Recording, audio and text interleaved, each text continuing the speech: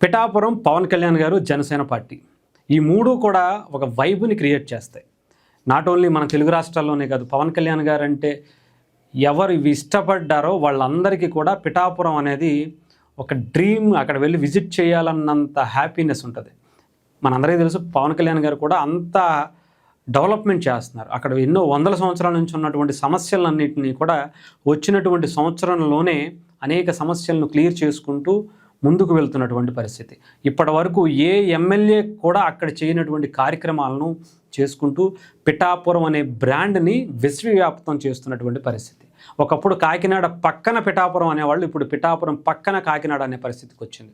అయితే రీసెంట్గా మనం చూసాం, పిఠాపురంలో మత్స్యకారులు ఆందోళన చేశారు. పవన్ కళ్యాణ్ గారు ఇక్కడ కొన్ని కంపెనీలు పెడుతున్నారు, కెమికల్స్కి సంబంధించినటువంటి కంపెనీలు, ఫార్మాకి సంబంధించి. అవి రావటం వల్ల మత్స్యకారులకు చాలా ఇబ్బందులు వస్తున్నాయని చెప్పి పవన్ కళ్యాణ్ గారి దృష్టికి తీసుకొచ్చారు. నార్మల్గానే మనకు తెలుసు పవన్ కళ్యాణ్ గారికి ఆయన సమస్యల్ని వెతుక్కుంటూ వెళ్ళి ఆ సమస్యని క్లియర్ చేసుకుని వస్తారు. అలాంటిది ఆయనకి ఏమన్నా సమస్య తెలిస్తే ఆయన ఊరుకుంటారా? డెఫినెట్గా ఆయన ట్విట్టర్ వేదికగా ఆయనకి ఫేవర్ ఉండటం వల్ల డైరెక్ట్గా స్పందించలేకపోయారని కూడా అనుకోవచ్చు. ట్విట్టర్ వేదికగా స్పందించి, నా వరకు ఈ విషయం చాలాసార్లు వచ్చింది, నా దృష్టికి వచ్చింది, నేను దాని మీద ఫోకస్ చేస్తున్నాను, ప్రత్యామ్నాయ ఏర్పాట్ల కోసం. ఎందుకంటే అక్కడ ఉపాధి అవకాశాలు కూడా అవసరమే. అంతేకాదు అక్కడ ఉన్నటువంటి మత్స్యకారులు కూడా ఆ వేట కొనసాగించాలి అంటే ఈ ఫార్మా కలుషితమైనటువంటి నీరంత వ్యర్థాలు సముద్రంలో కలవకూడదు. అలాగే ఆయన రెండింటికి, అటు పిఠాపురం ఎమ్మెల్యేగానే కాదు, ఆంధ్రప్రదేశ్కి సంబంధించి ఆయన ఈ ఎన్విరాన్మెంట్కి కూడా ఆయనే మినిస్టర్గా ఉన్నారు కాబట్టి రెండు ఆయన పరిధిలోనే ఉంటాయి. సో కంట్రోల్ చేయాలి అంటే ఆయన తప్ప ఇంకెవరూ చేయలేరనే అనుకోవాలి. సో డెఫినెట్గా వాళ్ళకి ఎన్నో సంవత్సరాల నుంచి ఉన్నటువంటి ఆ తీర ప్రాంత కోతనికి సంబంధించినటువంటి ఆ సమస్యని వచ్చిన సంవత్సరంలోనే ఆయన సాల్వ్ చేయడానికి ప్రయత్నించి నిధులు కూడా సమీకరించారు. అలాంటిది ఇలాంటి సమస్యను ఆయన వదిలేస్తారా? పిఠాపురం అంటే ఆయనకి ఎంత గుండెల్లో పెట్టుకున్నారో మనం ప్రత్యేకించి చెప్పాల్సిన అవసరం.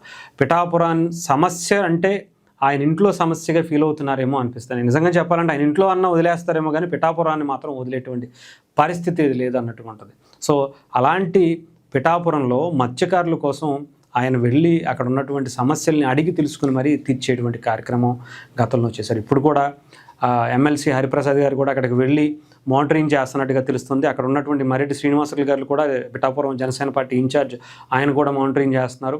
అంతేకాదు తుమ్మల బాబు గారు లాంటి ఒక జనసేన పార్టీ కాకినాడ జిల్లా అధ్యక్షులు ముగ్గురిని పంపించి పవన్ కళ్యాణ్ గారు ప్రత్యేకంగా వాళ్ళ సమస్యలు ఏంటి, దీని గురించి పూర్తి స్థాయి విచారణకు నాకు ఇవ్వండి, అవకాశం, రిపోర్ట్ ఇవ్వండి, విచారణ చేసి అని చెప్పి పవన్ కళ్యాణ్ గారు కూడా తెప్పించుకుంటున్నారట. సో డెఫినెట్గా ఒక మంచి మూమెంట్. అంటే ఒక నాయకుడికి సంబంధించి ఇలాంటి సమస్య వచ్చింది అంటే అది ఎంత పెద్దదైనా సరే, ఎవరైనా అంటే ఇండస్ట్రీస్ జోలికి పెద్దగా వెళ్ళరు. అది కూడా చాలా ఇబ్బందులు వస్తాయి వాళ్ళ నుంచి, పార్టీలకి ఫండ్స్ ఇంకోటి వస్తాయి. కానీ ఇక్కడ ఉంది పవన్ కళ్యాణ్ గారికి. మొన్న కూడా మనం చూసాం, అసెంబ్లీలోనే బోండమ్మ గారు రేస్ చేస్తే దానికి సంబంధించి ఎలాంటి ఇష్యూస్ బయటకు వచ్చాయో, అలాంటిది ఆయన నియోజకవర్గంలో వస్తే ఊరుకుంటారా? సో డెఫినెట్గా ఉంటుంది. అంతేకాదు కంపెనీలు వెళ్ళకూడదు, ఇక్కడ ఉన్నటువంటి ఉపాధి పోకూడదు, ఇక్కడ ఉన్నటువంటి మత్స్యకారులు లేదంటే ఎన్విరాన్మెంట్ ఎక్కడా పాడవకూడదు. దీనికి తగ్గట్టుగా మనం ఏదన్నా చేయాలి. ఎందుకంటే గత ప్రభుత్వాలు అలా చేసే అమరాన్ బ్యాటరీస్ని, 10,000 మంది పనిచేసేటువంటి అమరాన్ బ్యాటరీస్ని తెలంగాణకి పంపించారు.